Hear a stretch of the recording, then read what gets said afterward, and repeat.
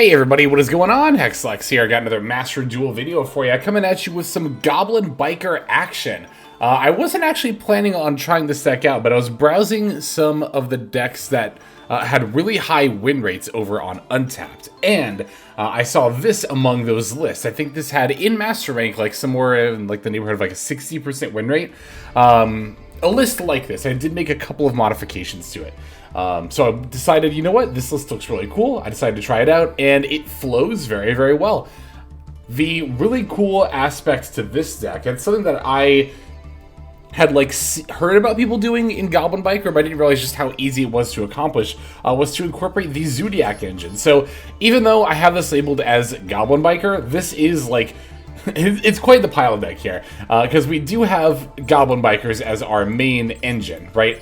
But we also have a little Zodiac package, as mentioned. On top of that, we have a small Punk engine, and of course, Terratop being a small Speedroid engine as well. So if you really want to get technical, this is Speedroid, Zodiac, Punk, Goblin Biker, with Tour Guide as well, so you can even throw Fiend in that. But anyway, although Tour Guide you would play in a pure Goblin Biker deck anyway. But, yeah, no, there's a lot that you can do with a list like this. I had a blast playing it, and I might still play it a little bit off camera, too. That's kind of the thing that's been... I was talking about this a little bit on social media recently, and some of you might have noticed in the what is it called? The viewer special video, right? When we start the video and I'm on my profile, that I have gone down to Platinum. For the first time since Master Rank dropped in Master Duel, I have gone down to Platinum.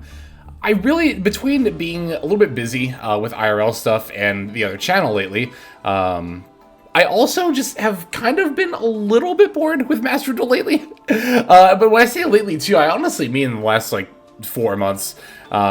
Really, I think since Ubel came out, my interest in playing games off camera has like started to kind of decline a little bit. Partially, I mean, there's a number of factors, right? The meta, while I think well balanced, doesn't really offer anything that I find particularly exciting as far as stuff I really want to cook with. And even then, I'm the kind of person who can be satisfied playing a meta deck if I feel like there are good stakes to play for. And there have not been any Challenger Cups in North America since our first round. I still have not received my prizing. It's kind of been almost a year, but anyway.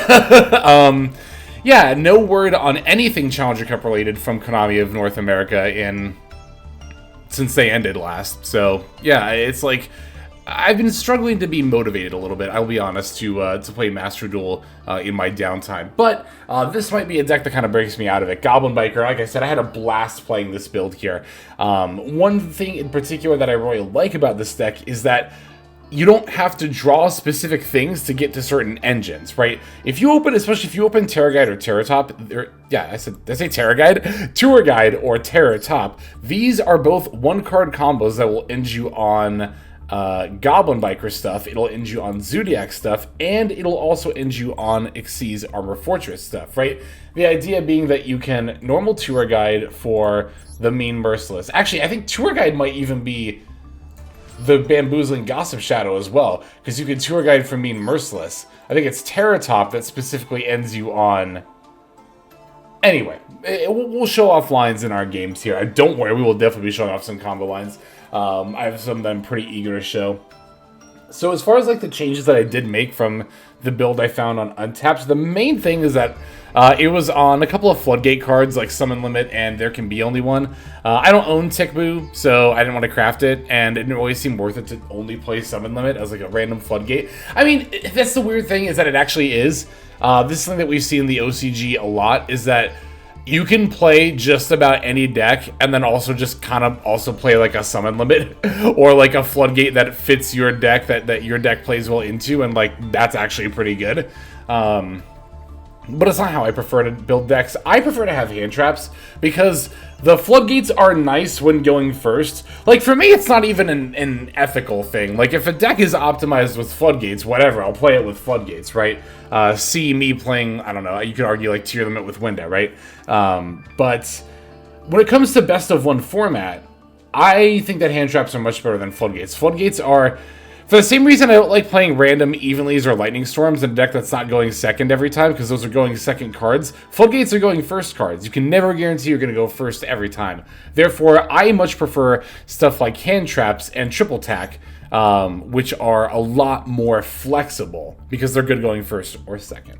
So, but yeah, let's see here. Let's see, for the extra deck, I think the only things in here that you don't really need as part of your main combo line are the F-Zero package, but this is nice because you will often end on like multiple Xyz monsters, and especially in like grindy games, there can be a lot of times you just have like 2 random Xyz monsters out, and it's like, all right, I can do something at least. And of course IP and SP, which are kind of just here as like filler a little bit.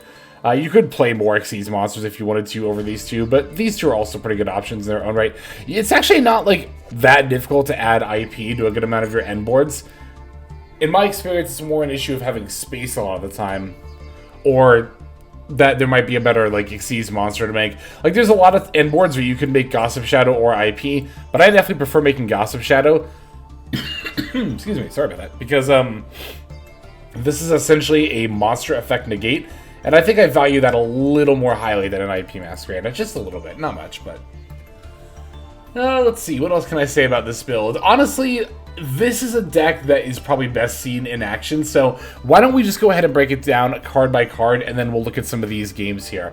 We're on 2 Effect Veiler, 3 Max C, 3 Tour Guide from the Underworld, 3 Speedroid Terratop, 1 Speedroid Takaton Borg, we got 3 Ash Blossom and Joyous Spring, 1 Psychic Wheel Leader, 1 Psychic Tracker, 2 No Punk Zayamine, 2 Goblin Biker Doug Charger, 1 Goblin Biker Clatter Spluter, 1 Goblin Biker Boom Mock, 1 Goblin Biker Mean Merciless, 1 Zodiac Ramram, 1 No Punk Foxy Tune, 1 Nibiru the Primal Being, 1 Triple Tactics Talent, 1 Armored Xyz. We got 2 Goblin Biker Grand Entrance, 2 Emergency Teleport, 2 Called by the Grave, 1 Cross-Out Designator, 2 Infinite Permanence, 1 Full Armored Xyz, and then finally 1 Goblin Biker Grand Pileup. That's going to be it for the main deck. For the extra deck, we are on 1 number F-Zero Utopic Future, 1 number F-Zero Utopic Draco Future, 1 MX Saber Invoker, 1 number 75 Bamboozling Gossip Shadow. We got 2 Goblin Biker Big Gabonga. We got 1 Zodiac Trident, 1 Zodiac Borbo, 1 Zodiac Shakanine, 1 Xyz Armor Fortress, 1 Goblin Biker's Crazy Beast. We got 1 Full Armor Dark Knight Lancer, 1 Divine Arsenal Awe Zeus Sky Thunder, 1 IP Masquerade, and then 1 SP Little Knight. That's going to do it for the list. Let's look at these games now. Alright, our first game with this deck is going to be a going second game against Tearlament. So, starting off with a pretty intensive matchup right off the bat. Opponent's winning the coin flip here. We do open a couple of hand traps, which is, of course, very, very nice. But Tearlaments does tend to play through hand traps decently well. Sometimes. I don't think they actually do here. If I remember right, we're going to Ash Blossom this Shiren, and then that's pretty much going to be the end of their turn. They're just going to end up, yep, T-set and then pass. So, you might wonder why I activated Ash Blossom against Shiren and not the Maxi. So, this is something that I cover in my hand trap guide, a video I advertise a lot because I put, like, many weeks of... Was it multiple weeks? It was multiple weeks of work into that video. And it didn't quite get as many views as I wanted. So, if you reference my hand trap guide video, which should be at the very top of my profile if you click on that, I talk a lot about if you have Maxi and Ash Blossom, it's often better to use Ash Blossom before the Maxi to try to fully stop their plays. Then if they have like a Call By or a Gamma or something, then you can just chain the Maxi. You know, either way, I think it's better to try to stop the plays altogether. Now, this can also be hand dependent, right? And with this hand, I might have actually wanted to go for Maxi, because I don't actually have one card plays in this hand with anything here, but we'll see what we draw for turn. It's going to be an Effect Veiler, not the most ideal.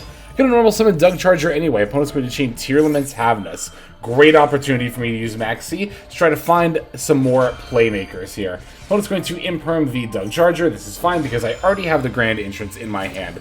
So this is actually turning out pretty well for me, honestly, this whole game state so far. They milled Tear Cash, was a notable mill there, and Shadalby, so they'll get to draw 1 and then mill 2. Or I guess mill 2 and then draw 1. We ripped triple attack, which is amazing here, because assuming our opponent doesn't mill a fuser, which would be very unlikely, because remember that one of the cards in hand, if it's not the face down card, is Shiren. So they only have one Shiren left in their whole deck for fusers. But now, because they didn't hit one, we can use the triple attack and take their Havness, which is level 3, meaning that we can combo with it. We're going to overlay their Havness with our Dung Charger, and use those to make the Goblin Biker Big Gabonga. Big Gabonga effect's going to activate. They're going to chain the Maxi. Not a very opportune moment. I think they definitely should have chained it after the triple attack resolved. Would have gotten them a draw here, because I definitely still would have gone into the rank 3. I'm going to add Mean Merciless and then just go to battle on Fabled Lurie. And there was like a quarter of a second where I saw this and I was like, okay, so I'm Fiendsmith. And then I was like, wait, what? So, I'm not really sure what Fabled Lurie is doing here. I think they might... The only thing I can think of, but I think this sends, right? Yeah, it said he sends, not discards. This has to be discarded. So, I never mind. I truly don't know what Lurie is doing here just yet. But, regardless, we are going to, after the battle phase is over, overlay over our Big Gabonga to go for, you probably guessed, the Zeus. I think it's worth making this to give them a draw. Even though we are against Tearlament, our opponent has definitely shown they're on some other stuff as well. They're going to set a card and then go for the Shiren again, pitching a Mudora to do so, milling the Squamata. Squamata's going to mill Dragon. Dragon's going to pop their back row, which is Trivikarma. I kind of figured the face down was like a Tearlament spell or trap card they wanted me to pop, so they're going to go for the Typhone here, which is perfect actually for me for 2 reasons. 1, they can't summon anymore, and 2, I have an effect Veiler. So as soon as they go to use the effect, I'm simply going to Veiler it. And before they have a chance to activate or set that Scream, I'm going to actually Zeus now to get this Typhone off the field so I don't have to deal with it later. And I'm definitely going to make sure to pay extra careful attention to what I'm detaching here. You'll note that the one material under the Zeus is still the Havness. I've been making extra careful sure to not put this Havness in their graveyard, because if I can keep them off this Havness, that's one less fuser that they're on, which matters hugely for Tearlament, and it matters extra hugely for my opponent, who I believe the Shiren is in the graveyard. Yep, so of the 22 card deck, they only have one fuser in there. If they're trying to randomly mill for it, I want to make that as difficult for them as possible. Looks like they're going to Mudora their own stuff back, which I thought was a little confusing, before setting a monster and then passing back over to us. Psychic Wielder is a fine draw, but we don't particularly need it. I'm going to Clatter Sploder for the Dung Charger. Dung Charger effect to add the Grand Pileup. We don't particularly need that either. If I didn't have Grand Interest, of course, I would have added that instead. We're going to overlay for the second Big Gabonga. From here, this gets to add another Goblin monster from our deck to hand. We're going to get the Boom Mock. I can then Goblin Biker Grand Entrance, adding Dung Charger. And then I want to special specifically Mean Merciless from my hand. Mean Merciless can special the Dung Charger. Boom Mock can special itself by detaching the other Gabonga material. Mean Merciless plus Boom Mock are going to overlay for Invoker in the EMZ, because I am starting to run low on main monster zones here. Detaching exactly Mean Merciless for Ram. Mean Merciless F detach from Invoker from the graveyard to special. Now we're going to overlay the Xyz Armor Fortress on top of the now material-less Invoker. I can activate Xyz Armor Fortress detached to, in this case, grab Armored Xyz, because my opponent has a monster on the field I want to take right away. Going to overlay into the full Armored Dark Knight Lancer, activate the full Armored Xyz. This will equip the Big Gabonga to my Lancer, which the Lancer can then activate to attach the face down monster to my Lancer. That did end up being a draw on Lockbird, but now we have far more than enough damage to finish our opponent off for lethal here.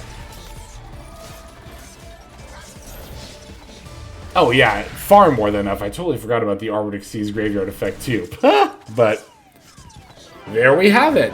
And that is just one of at least 2, because there's another one. But one of a couple of games here where we do a pretty big, like, OTK rush. In fact, I think the next duel that we watch is just going to be doing another OTK rush, although with pretty much exclusively Goblin Biker stuff. So why don't we go ahead and take a look at that next duel here. Our next opponent is going to be on a Winged Dragon of Ra deck, which, you know, it might be easy to be like, oh, Ra, it's just an anime deck, but I think the Ra deck has a decent bit of legs. Like, for an anime deck, it's definitely not terrible. They're going to Maxi me during the draw phase. Once again, going to advertise the hand trap guide video. Again, if you want to watch that, go ahead and click on the Hexlex name below. That'll take you to my profile page, and it should be the video right up top. So, don't do this. TLDR, don't do this. Don't max C during the draw phase like this. Or during the standby phase, I guess. There is little to no advantage off of it. You actually proc Gamma, which I guess matters a little bit less with it about to be limited, but still is something that you should not be playing into. But more than that, it gives your opponent information and denies yourself draws for no really good reason. Like here, I am going to simply T-set and then pass. Whereas if my opponent had waited until I had, for example here, normal summon Tour Guide, they could have then chained Max C, and I would have still been in a position where, well, one, they would have gotten at least one draw off the Tour Guide summon. Two, I probably would have had to give them another one going into a rank 3, which only would have been like marginally better than T-setting and passing here. I guess to be fair, in that case, I could go for the Crazy Beast off of the Grand Pileup, but would it really be worth it to give my opponent multiple draws to do so? I'm not even sure that's the case. But thankfully, they just didn't have anything here. So I'm like, oh, okay. We take those. This is another thing that I wanted to talk about in relation to my opponent using Max C so early. I will show you a big Goblin Biker OTK, but I do want to mention this too. When you use Max C, is not just dependent on what your opponent is doing. It's also relevant to the cards in your hand, right? So in my opponent's case here, they extra, on top of the already reasons why you should not shotgun Max C, they extra should not have done it if they're in a position where their hand has no plays in it, right? They should definitely be looking to guaranteed get at least one draw off of the Max C here. This is something that I find quite fascinating. A lot of people really like to reduce Max C down to card strong, me no like, card bad. But there's a lot of nuance to playing Max C that a lot of people don't acknowledge. And listen, if you're not acknowledging that nuance, you're not doing yourself any favors. You are only hampering your own progress at getting better at the game. If your goal is to get better at the game, your reaction to Max C shouldn't just be like, well, it's a skillless card, it should just be banned, why even talk about it? No, there is nuance to it. Lots of it. Anyways, let's OTK them. So we're going to overlay the Mean Merciless with our face down wielder, which I flipped up here to go for the Big Gabonga. Big Gabonga effect gets to add the Doug Charger. I mean, it's just trivially easy to OTK them, particularly because we already have the Grand Pileup face down. So I don't even need to have 8k on board. I can actually just do it with what I have right here. Going to smack with the Big Gabonga, activate the Grand Pileup, overlay on top of the Big Gabonga to summon our Crazy Beast. And then we can just battle with that and all of our other stuff.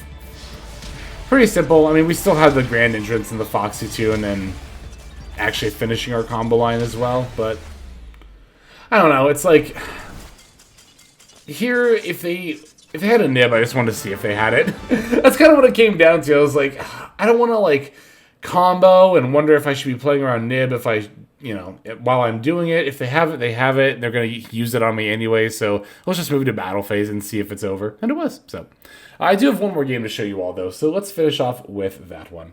Our last game here is going to be honestly a very nice back and forth with the Ancient Gear deck.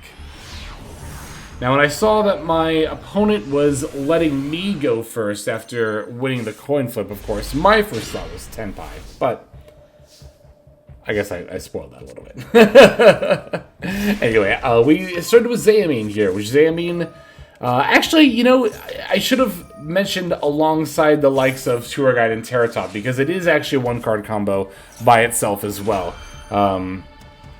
I guess 1.5, because you have to, send off the Foxy Tune or whatever, but if a card is quote-unquote 1.5 cards, that is to say you need to discard any other card to do the line, it's a one-card combo. For the purposes of turn 1, which we're talking about, like 98% of the time, it's a one-card combo. Anyway. Really, any one card that can put any 2 level 3 monsters on the field is a full Goblin Biker combo. I think that's why I like this deck. This deck is to 3s as Sprite is to 2s, which I really like. As in, like, you can have, like, any 2 level 2 monsters, or any monster plus any level 2 monster, technically, and you can do a full Sprite combo. It doesn't have to be stuff that's in archetype. Goblin Biker is the same. You don't have to have in archetype stuff. You just have to have any 2 level 3 monsters.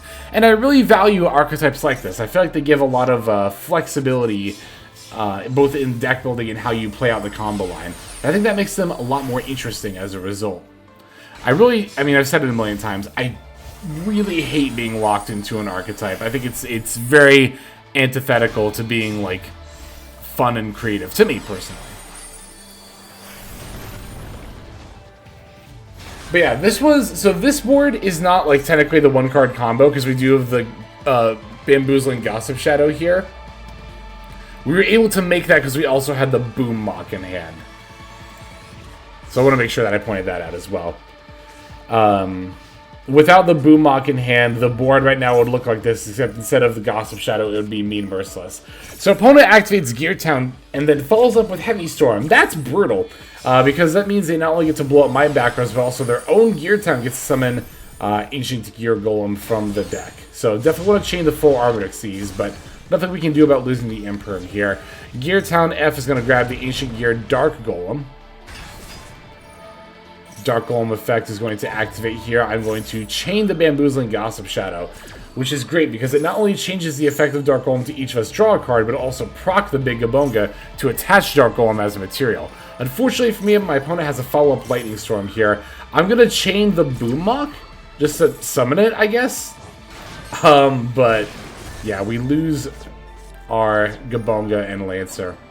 Well, it's going to follow up with the Therion King Regulus here, which is a bit of a problem because it means I can no longer cleanly Trident. But then they linked it off with the Ancient Gear Commander for the Ballista. Now here they're going to use Ballista effect to add Statue, and I wanted to go for Trident here.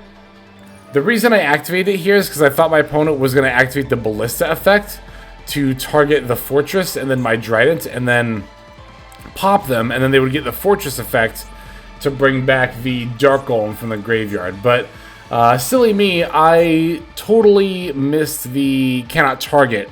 I didn't read the Fortress first effect very carefully at all. So I have to pop my own Boom Mock here. Classic Yu-Gi-Oh player not reading. To be fair though, it's like the Boom Mock is kind of debatable if I even should have summoned it anyway, and I wouldn't have been able to do anything with Trident anyway. But here I can nib them, if nothing else. Just gonna have to really hope we top deck like a Tour Guide or something. Tour Guide would be a fantastic top deck. Unfortunately, I get Takatomborg, so I have to swap the nib token to defense mode and just pass right back over to my opponent here. Now, I could still rip Terratop or Tour Guide and be good here. Just any level 3 monster I can special, but no, I get an Ash Blossom. So we're gonna set Takatomborg and pass once again back over to our opponent, hoping Ash Blossom is gonna be enough. Ancient Gear Wyvern coming down, and I can't use the Ash Blossom because of the Fortress. Your opponent can activate cards or effects in response to the activation of Ancient Gear cards or effects. So frustrating as I get to box for the statue. And then move to battle phase here. Battling over my Takatomborg and then smacking me with my, or I guess technically their nib token. Putting me down to 600, we can still rip a Tour Guide, or, well, Terratop wouldn't do it, but no, it's an effect veiler. So, that is going to do it for that game. Kind of came down to a top deck war there, but I think up to that point, it was a very, very good back and forth game. I think my opponent played very well, so GG's to them, and, of course, everybody else we played to. But that is going to go ahead and do it for this one. So, thanks, folks, for checking out this video. Yeah, let's just go ahead now and move on to our outro. Hey everybody, Hexlex here. Just want to give you a huge thanks for watching all the way to the very end of the video. Believe it or not, that is actually one of the best ways that you can support the channel, is by watching the videos in their entirety. But there are many ways in which you can support the channel if you are so interested. The names that you're seeing on screen here, I gotta give an extra special thanks to, because these are people who have chosen to either become a member on YouTube, which if you're interested you can do as well via the join button next to the subscribe button down down there, or have signed up over on Patreon and become members there. Link to that is going to be in the description below.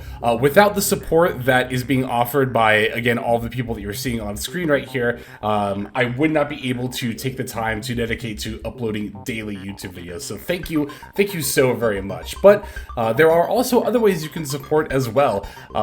Again, link to the description below. If you like my deck tracker that you'll see in a lot of my videos, the Untapped Companion, you can download that for free. And if you use my affiliate link down there, then that also goes a long way towards supporting the channel. That's, again, free. So is subscribing here on YouTube. That's also free and a huge way to support. You can also check out Twitch, once again linked in the description below. Following and subscribing over there will not only support as well, but also give you notifications of when I go live if you want to catch some of the live streams. But really, no matter how you choose to support, it all adds up and it all definitely means the world. So thank you, each and every one of you. For now, this is Hexlex. I'm going to be signing out. But more than that, I'm hoping that you have a fantastic day.